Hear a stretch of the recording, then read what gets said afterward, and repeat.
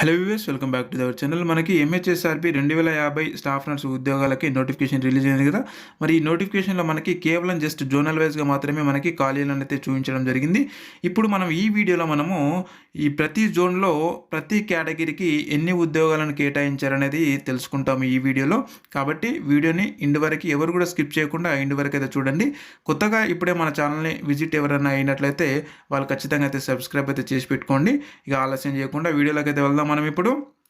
So అయితే మనకి ఇప్పుడు ఈ వీడియోలో ఏంటంటే, ఫర్ ఎగ్జాంపుల్ జోన్ 1 ఉందనుకోండి. జోన్ 1కి మనకి 241 ఉద్యోగ ఖాళీలు ఉంటే, ఈ 241 ఉద్యోగ ఖాళీలలో ప్రతి క్యాస్ట్‌కి అంటే ప్రతి కేటగిరీకి ఎన్ని ఉద్యోగాలను కేటాయించారనేది అయితే మనం ప్రతి జోన్‌కి అంటే మనకి 7 జోన్లు ఇచ్చారు కదా. ఈ 7 జోన్లు మొత్తం కూడా మనము ఇప్పుడు తెలుసుకోబోతున్నాము.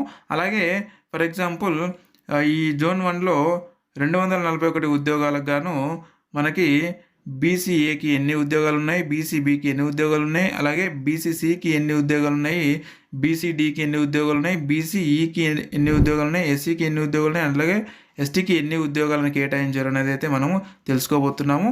సో కాబట్టి ఎవరు కూడా వీడియోని స్కిప్ చేయకుండా ఇంటి వరకు అయితే చూడండి. ఆలోచన చేయకుండా వీడియోకి అయితే వెళ్దాం. ఇది వచ్చేసి మనకి ప్రతి జోన్లలో ఉన్నటువంటి ప్రతి కేటగిరీకి సంబంధించినటువంటి సో మనకి వేకెన్సీస్ లిస్ట్ అనమాట ఇది.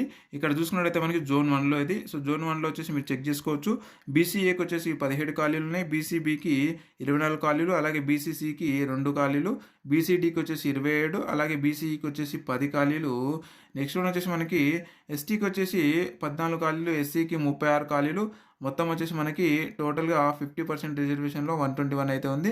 ఇక అన్రిజర్వ్డ్ కింద ఎవరైతే ఉన్నారో సో వాళ్ళందరూ కూడా 120 ఖాళీలు అయితే ఉన్నాయి. మొత్తం వచ్చేసి మనకి 241 ఖాళీలు.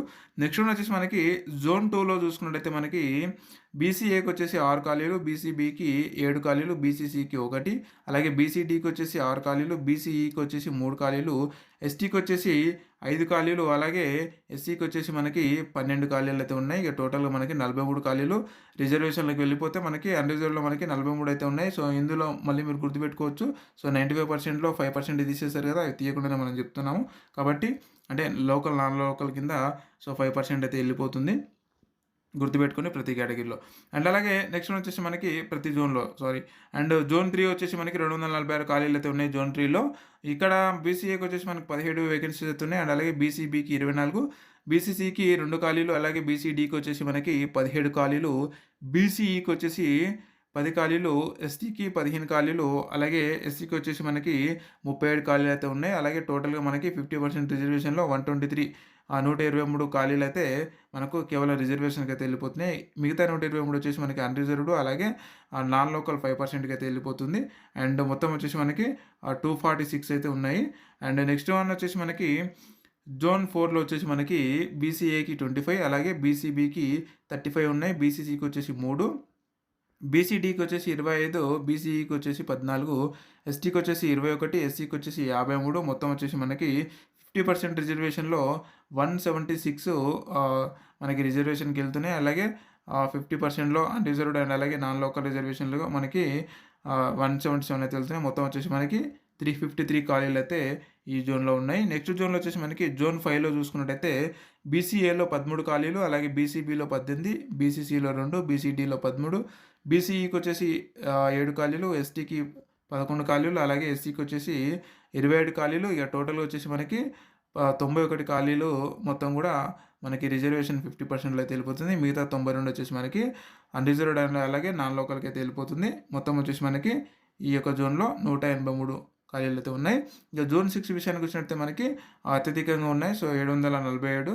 ఇక చూసుకున్నట్టయితే మనకి 747 ఖాళీలలో మనకి బీసీఏలో వచ్చేసి 52 ఖాళీలు అయితే ఉన్నాయి. అండ్ అలాగే బీసీబీలో 75, అలాగే బీసీసీలో 7, అండ్ అలాగే బీసీడీలో వచ్చేసి 52, బీసీఈలో వచ్చేసి మనకి 30 ఖాళీలు అయితే ఉన్నాయి. ఎస్టీకి వచ్చేసి 45, అలాగే ఎస్సీకి వచ్చేసి 112 ఖాళీలు అయితే ఉన్నాయి.